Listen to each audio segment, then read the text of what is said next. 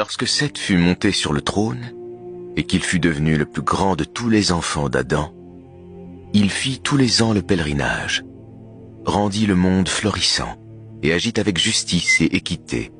À l'âge de 350 ans, il eut un fils. Il l'appela Énos, et le nomma son successeur.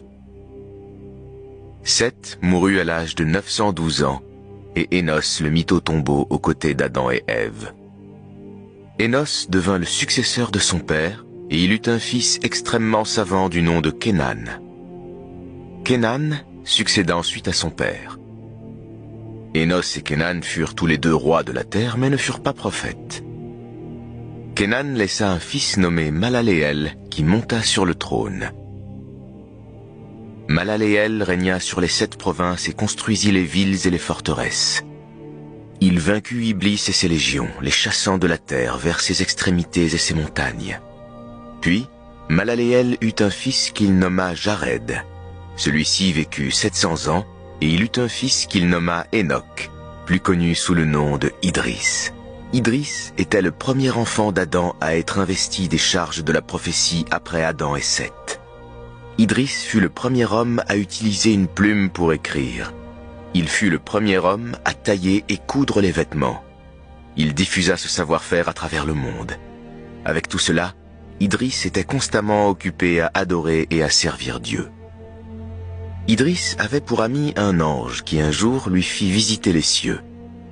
L'ange de la mort eut pour ordre de prendre son âme quand il fut au 4e ciel. Dieu dit à son sujet: « C'était un véridique et un prophète, et nous l'élevâmes à un haut rang. » Idris eut un fils nommé Mathusalem.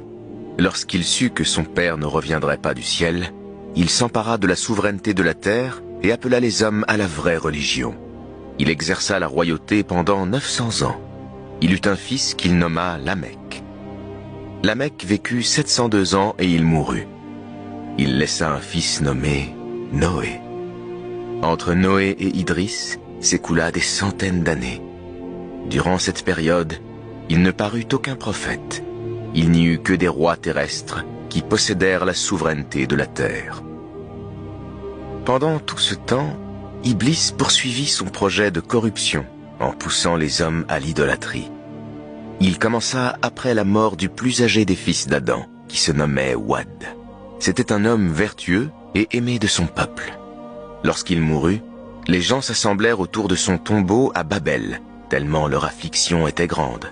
Voyant cela, Iblis prit une forme humaine et se présenta à eux en leur disant: « Je vois combien vous êtes affligés par la disparition de cet homme. Si vous voulez, je vous ferai son portrait, que vous mettrez dans votre lieu de réunion. Vous vous souviendrez ainsi de lui. » Ils acceptèrent. En voyant cela, Iblis leur suggéra de mettre dans chaque maison une statue de leur pieux personnage, afin que son souvenir et sa vénération soient partagés par tous. Leurs enfants virent la vénération qu'ils portaient à la statue de leur ancêtre, puis de génération en génération, la vénération de Wad ne cessait de prendre de l'ampleur jusqu'à devenir de l'idolâtrie. Ainsi, au fur et à mesure que le temps s'écoulait, les gens faisaient de personnes pieuses et vertueuses des idoles qu'ils finissaient par adorer en dehors de Dieu. Lorsque l'idolâtrie et la corruption se répandirent sur terre, Dieu envoya son serviteur et messager Noé pour prêcher l'adoration de Dieu.